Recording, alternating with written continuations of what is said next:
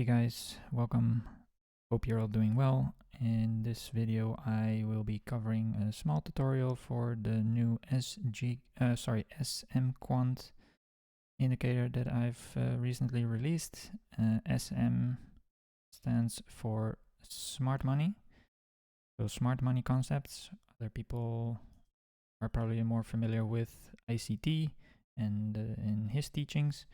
Now, I'm not particularly a follower of his, or I've never actually watched any of his content, but I kind of know the gist, the basics of what he teaches, and some of the things I find quite interesting. Quite, they have some reasonable logic to it that I think they are pretty useful. And yeah, this is just kind of like my attempt to try to automate some of his stuff, like fair value gaps and that kind of stuff. Yeah, so before I start and dive in, a quick little disclaimer. This indicator, let me just throw it on so you can see. If you are currently running a trial period or you have paid access, then you can favorite this indicator and add it to your charts. And if I open the settings, then you can see here in this area version 0.11 beta. And yeah, I kind of want emphasis on the word beta and the version because it's very early. This is just me kind of testing stuff out, see what I can come up with and kind of make it work kind of fast. And then yeah, in over time I will, keep updating this and perfecting it and polishing it just like I've done with my other indicators. So just keep that in mind. This is a very early stage. This is just kind of more of a test run to kind of see what works, what doesn't. And yeah, if you guys have any feedback, I very much appreciate any feedback that I can get for future updates, features that you guys want to add, maybe changes that might be better if something that I've designed is not like working as intended, so on and so on and so on. So yeah, just keep that in mind that it's very early stage, and I'm looking forward to when I have a little bit more time, like really polishing it up. So yeah, let's quickly go over the settings. We have the typical color settings that I have designed for most indicators. We have the color theme with the monochrome and the bearish and the bullish color. We have the opacity level, and we have, in this case, also the label and text size, which you can increase or decrease depending on your preference. This indicator for the time being has two sections, multi-time frame and fair value gaps. So let's just start at the beginning. Multi-time frame candles, what are they? And what do they do? Well, should be pretty self-explanatory, but let me just kind of quickly go over it. You select the time frame that you want, and it's a higher time frame. So let's, for example, take the daily. Right? You put this to daily, multi-time frame candles to daily, and then we say show multi-time frame candles. Now, in the beginning, nothing will appear because right now we are on the daily, and the whole idea is to paint high time frame candles on a lower time frame chart. Right? So if we don't go down to the 4 hour, still nothing will appear. But if we go to the 1 hour, now we should get some, there we go, right? And the reason for that is that you need to be at least 24 steps lower in terms of time frame for them to appear on the chart. And the reason for that is that anything lower than 24, it's not really worth drawing these high time frame candle ranges if you only have like, I don't know, 10, 12 candles or something like, because it's just, there's not really that much value to it. So it's much better if you have a bigger time frame jump from one to the other to actually have enough candles to kind of create a sort of a range that's more or less relevant, that you can like actually, gain some valuable information from it. Yeah, and so if we just quickly take another chart, and let's put this back to the daily. There we go. Right, so if we now zoom in here, there we go. Right, so basically all that it's doing is just simply, right, we have a bullish candle here, and you can see this is the thicker part. The thicker colored part is the candle body, and the thinner, lighter colored part are the wicks, right? And then here the same, we have a small bearish candle body with two bigger wicks, and we have a bigger bearish candle body with a big wick on the upside and on the downside, and so on and so on and so on, right? So it's just representing these candles on the daily, right, on the lower time frame, as if they're just ranges, essentially, right? And the thicker part is the candle body, and the thinner parts are the candle wicks on either side, right? So that's basically all that it's doing. Nothing too fancy, but it's, yeah, that's essentially what it's doing. Right, so let me just take this off again. So here we go. So if we go back to, or let's actually dive a little bit deeper to the 15, so we have a bit more candles, and you can kind of get a better idea of how useful this is. Right, so a couple of things to note.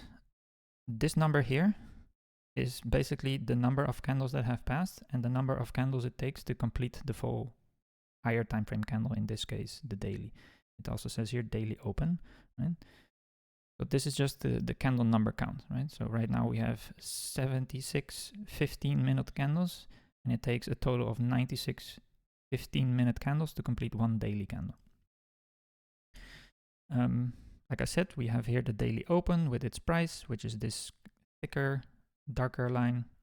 And the same goes for this one. This is also a daily open, and this is a daily open. And then the like a little bit more fainter line, that would be the daily close, and the daily close here. And in this case, the daily close here, because it's a bearish candle, so it's the other way around. You have a little arrow on each one indicating the direction, and the true range high and true range low, which is just the wick high and the wick low of each daily candle in this case, right? Yeah, so even if you don't like these colors, for example, and you just want everything in kind of like a monochrome, kind of subtle background, you can just set them to like light gray or something, and then yeah, you can still see the direction in which the candle went easily by just kind of checking those little arrows. Right, I hope that makes sense. So let's just kind of put the colors back on. Let me just actually switch it to like a more, you know, standard red and green this time.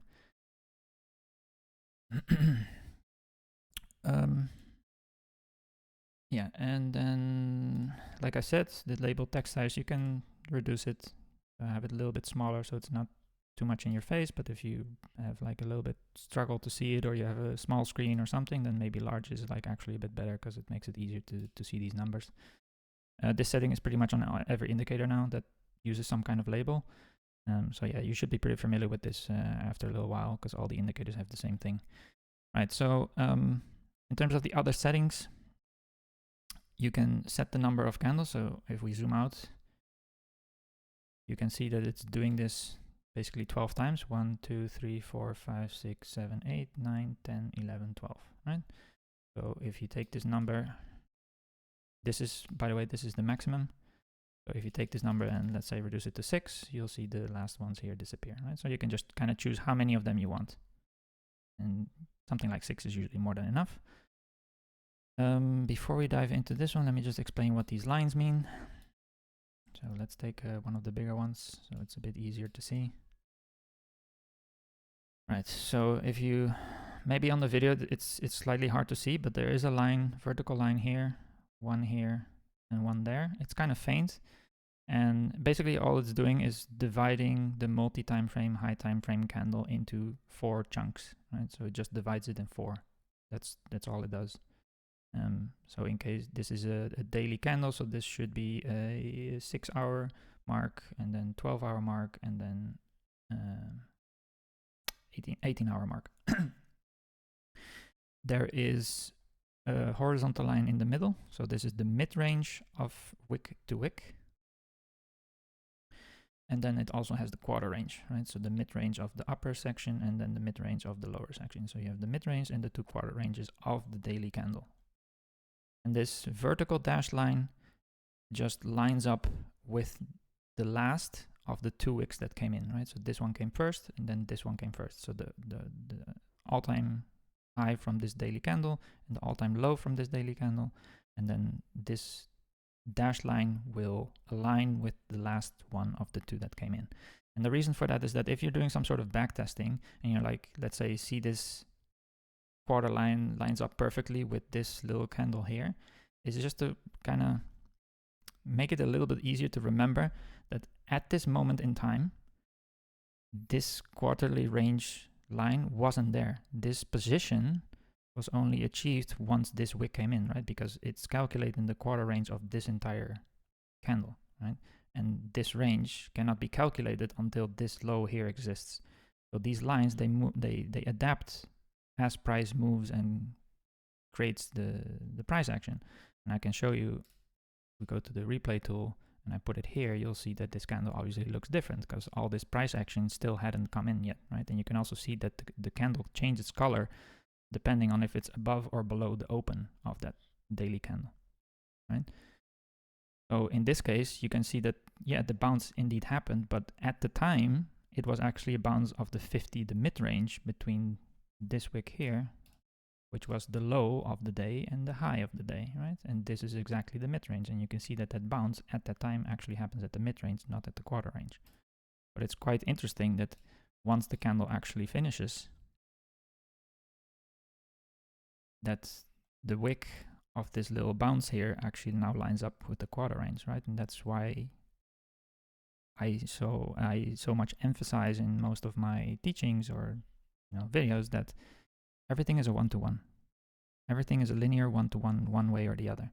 You can also see that here, for example, the daily high came in almost exactly at the previous daily candle mid-range, right here, right? So just keep in mind that depending on where this vertical dashed line is, this rejection here at the mid-range is valid in the sense that it comes after this dash line, right? Because at this moment in time, this dash line is indeed there. In this case, it doesn't because it's before this dash line, right? At this point in time, the candle looked very different. I hope that makes sense. But yeah, it's just a visual aid to indicate where the full true daily range basically got locked in, right? Yeah, and then this obviously, well, just kind of adapts on the fly. Let me actually just play the replay tool for a little bit so you can actually kind of see how it works, right? So we know it's gonna go a little bit higher, but then it's gonna shift downwards, right?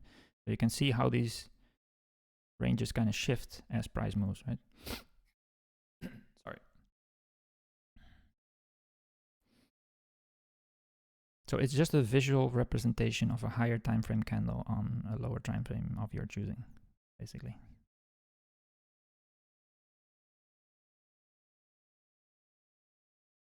So for you guys that follow ICT and stuff, it's probably kind of a useful tool because you can very clearly visually represent daily open, daily close, daily ranges, that kind of stuff.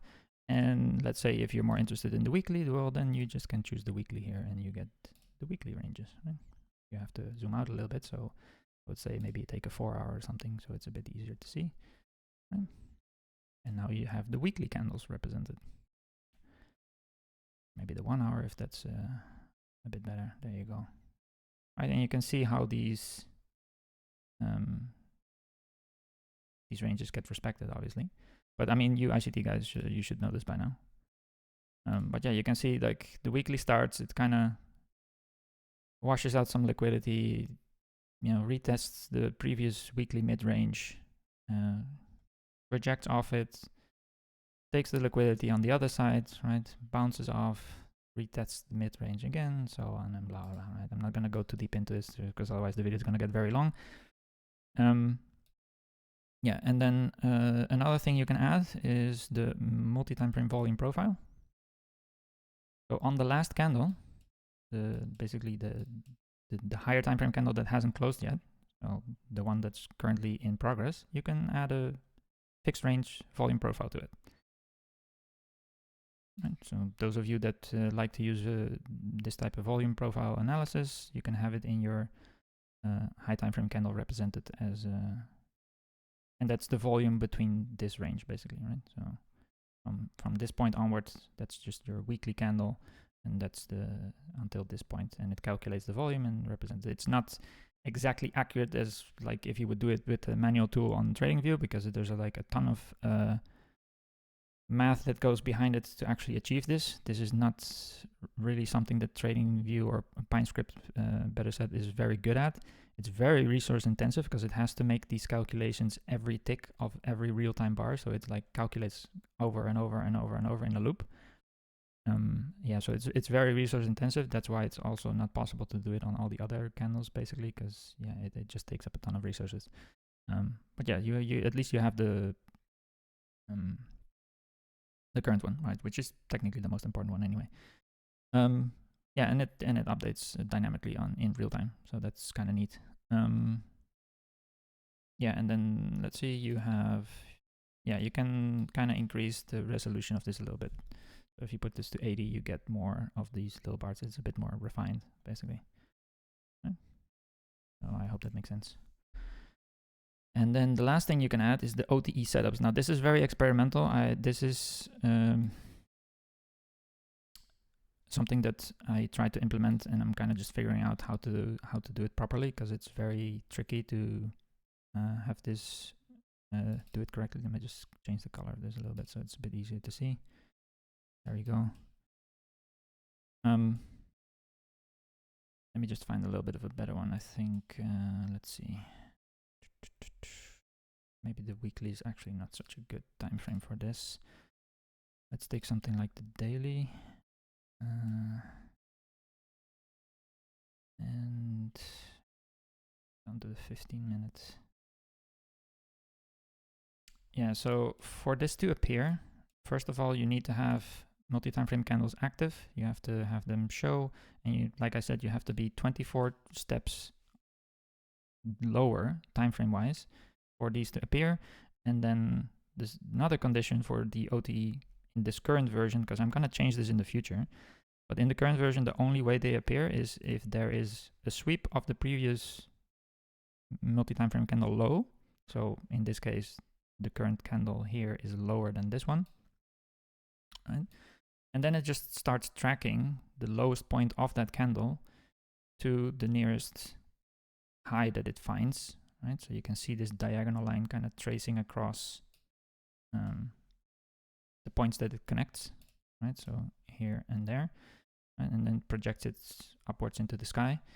And then it takes your 50, 62, and 75, and there you go, you have your OTE range, basically, right? So I don't know, you guys would say, like, this is what a market structure shift. I think ICT guys do it like this, right? Market structure break or whatever, shift here, and then you take the retrace into the OTE, and then you chase, what is it, the standard deviations or something, right? So yeah, those, I try to add those. You have the 1.25, 1.5, and then the 2 at in this current version, right? But like I said, this is just an experimental thing that I'm kind of trying to figure out what's the best way to get it to draw correctly and stuff. But it's yeah, you can test it out and kind of give me feedback on maybe some changes that would be good for this.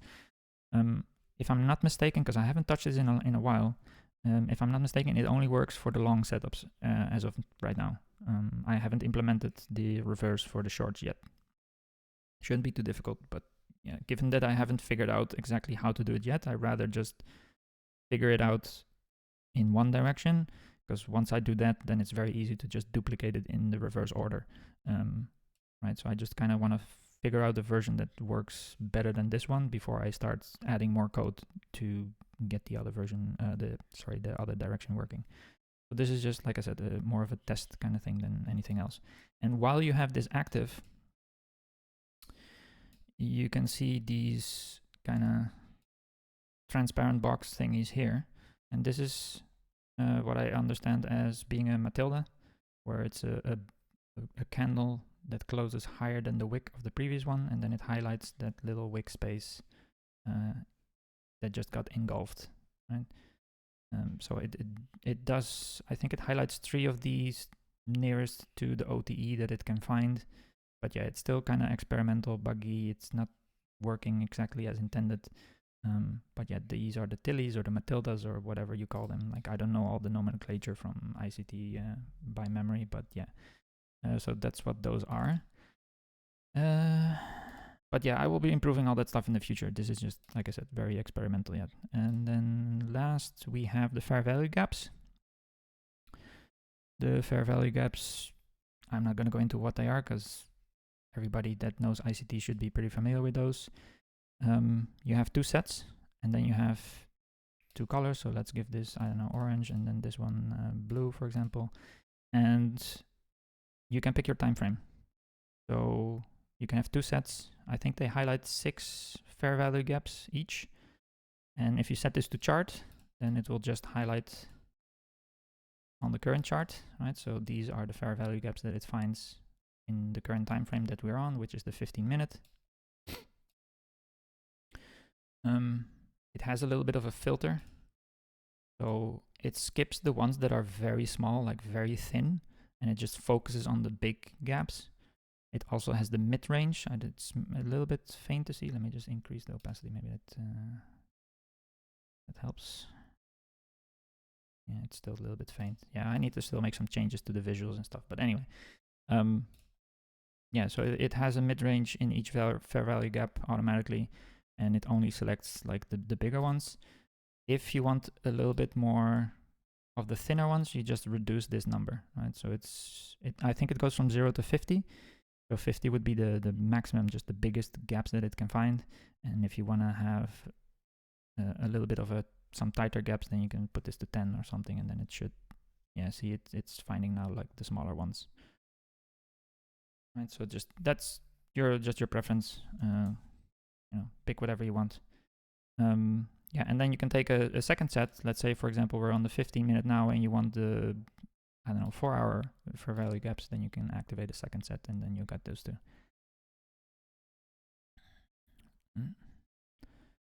There's a few more up there, right? So now you have 2 different time frame fair value gaps visualized at the same time, and we can go to the 4-hour, and then there you go. Now they line up. You can see the color is now a mix, kind of gray, because they're both on the same